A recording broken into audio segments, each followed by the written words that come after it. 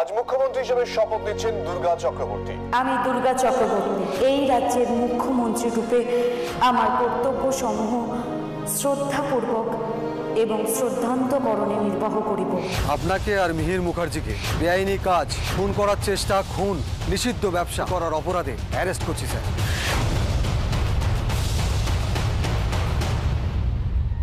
বাবা, ও কিছু বললে চুপচাপ শুনে যেও, রিয়াক্ট করো না। আমি কি করব না করব তোমায় বলতে হবে না। প্লিজ, দরকার হলে দুটো ভালো কথা বলো। তার মানে কি আমার এক গালে চড় মারলে আরেক গাল বাড়িয়ে দেবো? তাই দিতে হবে। দরকার হলে ক্ষমাও চাইতে হবে। আমার ডিকশনারিতে ক্ষমা বলে কোনো শব্দ নেই। তারপরে তো একটা মেয়ে। তুমি ভুলে যাচ্ছ দুর্গা এখন মুখ্যমন্ত্রী। আগের মতো ব্যবহার করলে পস্তাতে হবে।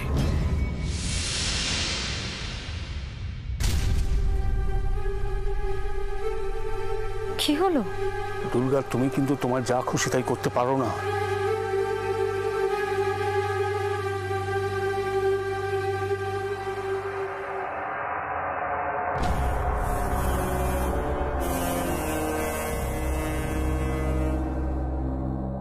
আজ থেকে ঠিক 1 বছর আগে আপনাকে এইভাবে প্রণাম করে বলেছিলাম, আগামী নির্বাচনে শুধু মন্ত্রী নয়, মুখ্যমন্ত্রী হব আমি।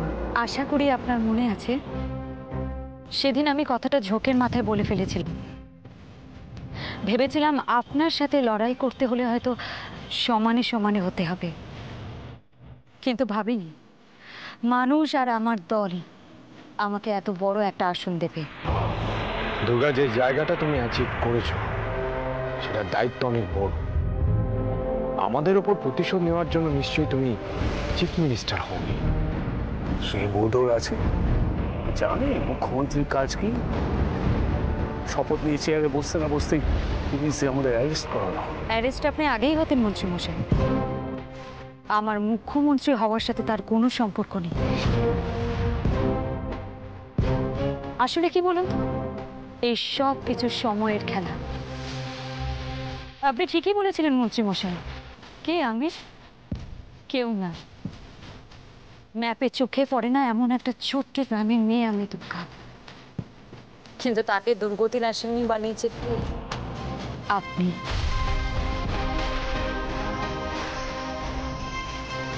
আর আপনার কিছু ভুল। ভুল বললে ব্যাপারটা অনেক হালকা করে দেওয়া হয় দুর্গা। বলো ওনার পাপ। সেই আপনাদের ক্ষমতার লোভ আর অহংকার আপনাদের কোটি কোটি পাপের জন্ম দিয়েছে। রাস্তায় দাঁড়িয়ে লেকচার দিচ্ছ। মশা কামড়াচ্ছে তবু আমি মারতে পারছি না। যাও বলে যাও, বলে মনটা হালকা করো। আপনাদের দেখেই আমার মন হালকা হয়ে গেছে অভিরূপ মুখার্জি। বাবা ছেলে একসাথে থানায় যাচ্ছে, যেভাবে অপরাধীরা থানায় যায়। এবার বুঝতে পারছেন আশা করি? ক্ষমতা হারিয়ে আপনি এখন আম জনতা। এবার বুঝতে পারছেন তো? যারা আপনাকে এতদিন ভয় পেয়ে বা কোনো কিছু পাওয়ার আশায় ভোট দিয়ে মন্ত্রী বানিয়েছে, আজ তারাই আপনাকে ঠিক জায়গায় পৌঁছে দিয়েছে।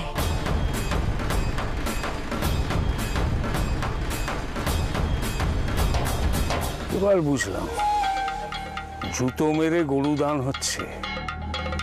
যেটা আমি বোঝাতে চাইলাম সেটাই তো আপনি বুঝলেন না। মিহির, তুমি এর কাছ থেকে অন্যরকম ব্যবহার আশা করেছিলে না? দেখো দেখো চরিত্রটা দেখো। সে কি মিহিরদা, তুমি আমার কাছে অন্য কিছু আশা করেছিলে? সেটা কি শুনি? একজন মন্ত্রীর সাথে আরেকজন মন্ত্রীর ব্যবহার। হ্যাঁ, সেজন্যই তো দেখো আজকের দিনে আমি ওনার আশীর্বাদ নিতে এসেছি। কিসের আশীর্বাদ? বাবা মন্ত্রী ছিল বলে, নাকি উনি তোমার শ্বশুর মশাই হন বলে? দুর্গা, আমাদের সম্পর্কটা অনেক গভীর। ফ্যামিলি মেম্বার হিসাবে তুমি হয়তো আমাদের ক্ষমা করে দিতে পারতাম, কিন্তু আমি ক্ষমা করার কে? আর যদিও বা আমি ক্ষমা করতাম, হাজার হাজার মানুষ যাদের তোমরা ক্ষতি করেছো তারাও বা ক্ষমা করে দেবে কেন? তোমার হাতে অনেক পাওয়ার। তুমি তুমি চাইলে আমাদের এভাবে। এই দেখো মিহিতা, এই চোখের সামনে তোমার বাবাকে দেখে দেখে না তোমার ভুল ধারণা হয়েছে। দেখো আমি মুখ্যমন্ত্রী, আমার দায়িত্ব অনেক বেশি, তাই আমি যা খুশি তাই করতে পারি না। একা পারো না যখন গাড়ি থেকে নামিয়ে প্রণাম করার কি দরকার ছিল? মিহির, চলো গাড়িতে ওঠো, নাটক আমার আর সহ্য হচ্ছে না। আমার কটা কথা বলার ছিল, শুনে গেলে ভালো করতে। একটা খারাপ পচা মানুষের জন্য কিছু করা যায় যদি তার মধ্যে বদলানোর সম্ভাবনা থাকে তো। আমি জানি মন্ত্রী মশাই, আপনি কুকুরে বাঁকা লেজের মতো, যেটা হাজার চেষ্টা করলেও সোজা হওয়ার নয়। আপনি বদলাবেন না কোনোদিন। জানো যখন তখন কেন আমার লেজে পা দিচ্ছ? মুখ্যমন্ত্রী হয়েছে বলে তোমার আয়ু বেড়ে গেছে এমনটা কিন্তু নয়। হ্যাঁ, কিছুটা বেড়েছে তো অবশ্যই। কোনো নেতা মন্ত্রীকে তো এত তাড়াতাড়ি মরেছে বলে শুনিনি, এক অপঘাতে ছাড়া। এই তোমার জন্য মিহির, তোমার জন্য আমাকে এত অপমান সহ্য করতে হচ্ছে। তুমি গাড়িতে বসে থাকলে কি ও কথাগুলো বলতো না? হ্যাঁ, থাকবে থাক, একসাথে যাবেন, একসাথে থাকবেন, শুধু শুধু মন কষাকষি না করাই ভালো। কদিন এভাবে আটকাবে আমাকে? বেরিয়ে আসি, তারপর তোমায় দেখাচ্ছি। জেলে বসে আমার সাথে কি করবেন এসব না ভেবে নিজেকে নিয়ে একটু আত্মসমালোচনা করুন। আখেরে লাভ আপনারই হবে। পেছনে ফিরে তাকান, দেখুন আপনি কোথায় ছিলেন আর আজ কোথায় এসে দাঁড়িয়েছেন, কেন এসেছেন। কারণ তো আমার সামনেই দাঁড়িয়ে আছে। হ্যাঁ, আমিই কারণ, তবে অনেক অনেক কারণের মধ্যে একটা। আর কিছু জ্ঞানের কথা বলা বাকি আছে তোমার? না, আপাতত এইটুকু। তবে শুভেচ্ছা রইল, জেল থেকে যখন ফিরবেন ভালো মানুষ না হতে পারেন, মানুষ হয়ে ফিরুন। এবার আমিও তোমাকে কটা কথা বলি। আমার ফেরার দিন গুনতে থাকো, কারণ ওইটুকুই তোমার আয়ু। মা কালীর দিব্যি বলছে দুর্গা, যেদিন বেরিয়ে আসবো আমার প্রথম কাজ হবে তোমাকে শেষ করা। বাবা আসতে। এর জন্য তো নতুন কোনো শাস্তি হবে না আমার। ওকে ওর ভবিষ্যৎটা জানিয়ে যায়, কুকুরের মতো মারবো তোমায়। থ্রেট করছেন আপনি? মুখ্যমন্ত্রীকে হুমকি দেওয়ার জন্য কি শাস্তি হতে পারে সেটা জানেন? বাবা চলো। অফিসার দরজা খুলুন। দাঁড়াও দাঁড়াও, এরা কতবার বাড়তে পারে একবার দেখে যায়। এখনো দেখা বাকি আছে আপনার? হ্যাঁ, এরপর কেসটা কোর্টে উঠবে, তারপর হাজার হাজার অপরাধ প্রমাণ হবে, তারপর তো নতুন জীবন দেখার বাকি আছে জেলের মধ্যে। সবাই দেখছি খুব ডানা গজিয়েছে, সবাই খুব উঠছে, সব ডানা ছাঁটা হবে। সেটা তো জেল থেকে বেরোতে পারলে। দেখুন আপনি ক বছরের জন্য জেলের ভেতরে যান, যাবজ্জীবন হলে তো কোনো কথাই নেই। যতদিনে বেরোবেন ততদিনে কিছু করার ক্ষমতায় থাকবেন না আপনি। অবশ্য ওনার যে বয়স হয়েছে, উনি তো জেল থেকে নাও বেরোতে পারেন, তো জেলেই জীবনটা শেষ হয়ে গেল। না, ওনাদের আর সময় নেব না। অফিসার, ওনাদের নিয়ে যান। তুমি ঠিকই বলেছো দুর্গা, সবই সময়ের ব্যাপার। আজ তোমার সময়, খেলে যাও। তবে আমিও এত সহজে ময়দান ছাড়ছি না। এই খেলা চলবে যতদিন না তোমার আমার মধ্যে কেউ অপঘাতে মরছে।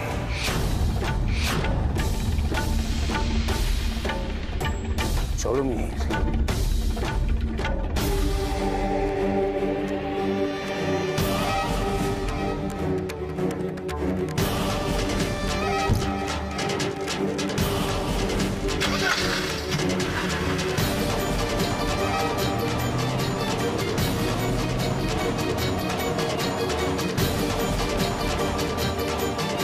কি ডেঞ্জারাস লোক, একটুও ভয় নেই। ভয় থাকলে কি এত পাপ করতো রেখাদি? কিন্তু তাই বলে হেরে গিয়ে ধরা পড়ে তারপরেও এত রোয়া। একটা কথা কি জানো, আমার মা খুব বলতো, কয়লাকে হাজার ধুলেও ময়লা যায় না। এদের চরিত্র, এদের স্বভাব এতটাই নোংরা যে কোনোদিনই পরিষ্কার হওয়ার নয়। তাহলে তো এরা সারা জীবন জ্বালাবে। এরা এমনই একটা জীবাণু যারা সমাজের কোষে কোষে ছড়িয়ে পড়েছে। এরা গোটা সমাজকে শেষ করে দেবে। এদের থামানোর কোনো উপায় নেই। সেটাই তো চেষ্টা করছি, জানি না এটা কি করে সম্ভব।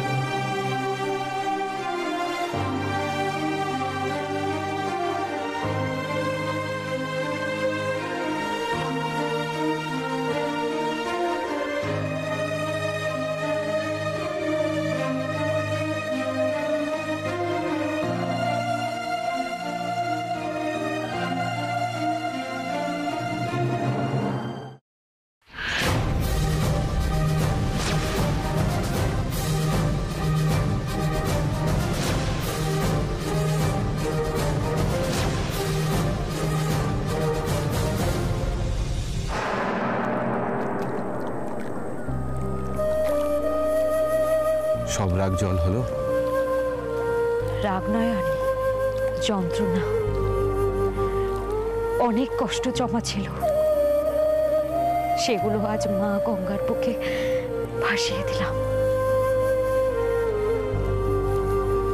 নিশ্চয়ই হালকা লাগছে এখন? আরো অনেক দায়িত্ব বেড়ে গেল আমার। আমি জানি দুর্গা, তুমি সব কিছু সামলে নিতে পারবে। আর এখানে দাঁড়িয়ে থেকো না, ঠান্ডা লেগে যাবে। চলো বাড়ি যাবো আমরা। কি হলো দুর্গা, বাড়ি চলো। আবার নতুন করে সবকিছু শুরু করতে হবে তো। চলো।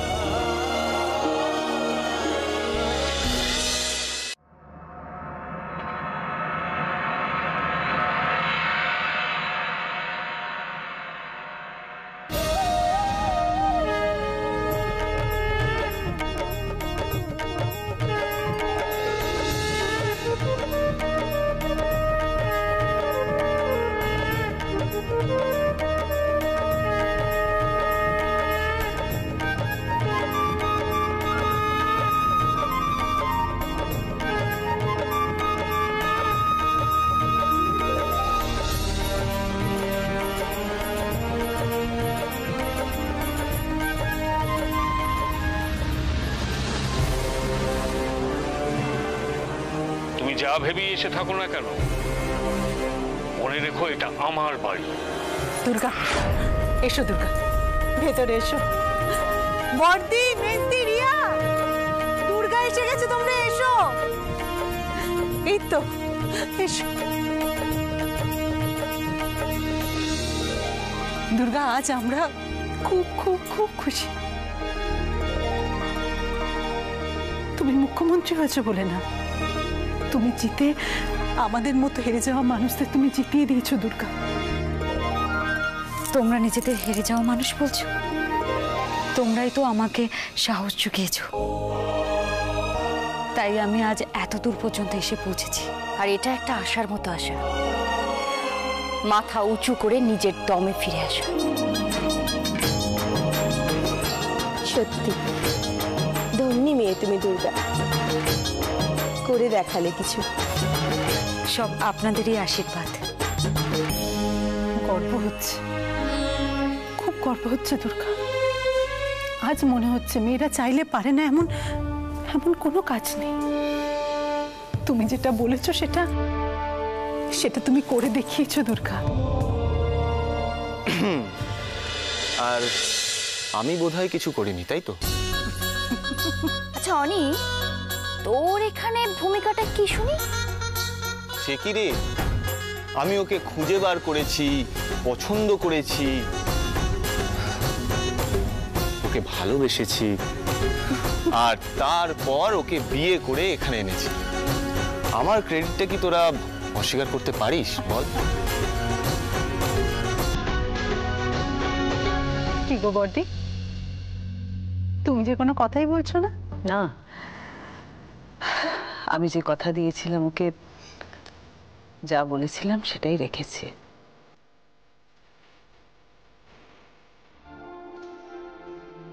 তবে আজ আমি শুধু দু চোখ ভরে দেখছি, এই কি আমাদের সেই দুর্গা, আমার ছোট বৌমা? আমি যা ছিলাম তাই আছি মা, একটুও বদলাইনি, আর বদলাবো না। মুখ্যমন্ত্রী হয়েছে, এর থেকে বড় বদল আর কি হতে পারে দুর্গা? মা, আমি অন্যায়ের প্রতিবাদ করতে চেয়েছিলাম। আমি মুখ্যমন্ত্রী হব বা হতে পারি, আমি এরকম কিছু কোনোদিনও ভাবিনি। এবার দেখবে ভাবার আগে সব কেমন নিজে নিজে পাল্টে যাচ্ছে। আমি খুব একটা বাড়ির থেকে বেরোইনি, তবে মন্ত্রীর ঘর করার অভিজ্ঞতা থেকে বলছি। ওটা মানুষের উপর নির্ভর করে, মন্ত্রীর উপরে না। যাই হোক, এত সুন্দর একটা ওয়েলকামিং এর পর এত জটিল আলোচনায় ঢোকার দরকার নেই, ঠিক আছে না? সময় এর উত্তর দেবে, ওকে? বাবা ছোটদা ভাই, তুই আবার এরকম কথা কবে থেকে বলতে শিখলি? আসলে এটা কি জানিস তো পূজা, এটা হলো গিয়ে দুর্গার সাথে ঘর করার সাইড এফেক্ট। আচ্ছা, এবার আপনারা আমাকে আশীর্বাদ করুন যাতে আমি একটা সুন্দর দেশ গড়তে পারি।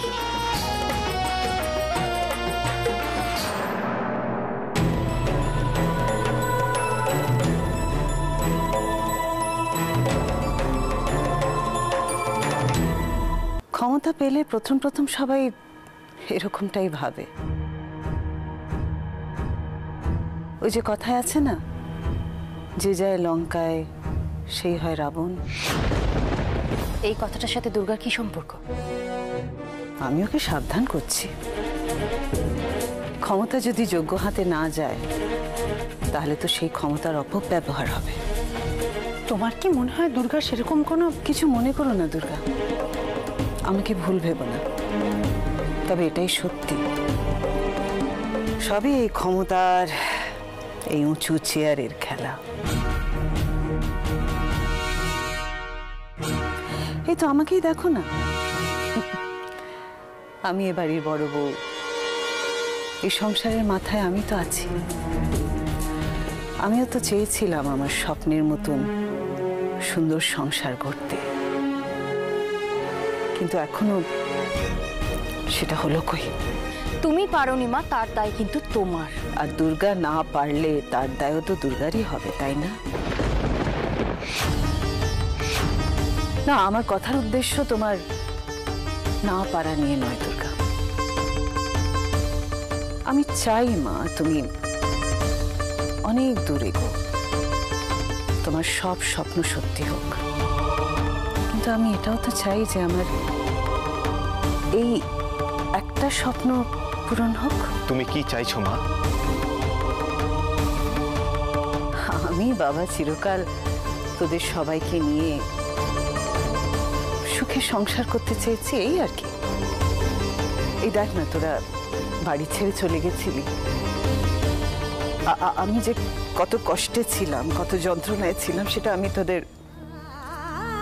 তোদের বলে বোঝাতে পারবো না, কিন্তু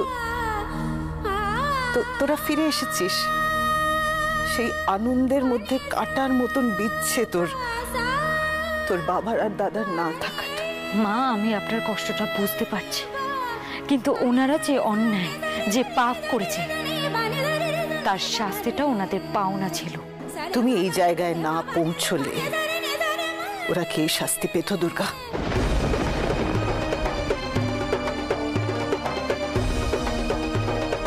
তোমার কি ধারণা মা, দুর্গা দাদা ভাই আর বাবাকে অ্যারেস্ট করিয়েছে? সেটা করে থাকলে ওর জায়গা থেকেও হয়তো ঠিকই। তোর বাবার দোষে ওর ঘর ভেঙেছে, ও এভাবে শোধ নিয়েছে, বেশ করেছে, বেশ করেছে। আমার সেটা নিয়ে কোনো অভিযোগ নেই, থাকতে পারে না। কিন্তু তুমি এখন এ রাজ্যের নতুন মুখ্যমন্ত্রী, তাই তোমার কাছে আমার একটা আর্জি আছে। আচ্ছা, এসব কি হচ্ছে মা? আমরা আজ ওদেরকে ডেকেছি সবাই মিলে একটু আনন্দ করব বলে। সবাই মিলে হচ্ছে কোথায়? সবাই তো নেই। বড় মা, আমরা যারা এখানে আছি প্রত্যেকে খুব খুশি। সকাল থেকে কত কিছু ভেবেছি, কত কিছু অ্যারেঞ্জ করেছি এই মোমেন্টটার জন্য। হ্যাঁ, আর মা এখন এসব কথার মানে কি? তুমি কেন এসব বলছো? হ্যাঁ দিদি ভাই, তুমি তো তোমার আর্জি টার্জি এগুলো দুর্গাকে পরে সময় করে বলতে পারো, তাই না? না মেজো মা, মা আমাকে কিছু বলতে চান, আপনি বলুন। আমি জানি মা, আপনার জীবনে চাওয়া খুব অল্প,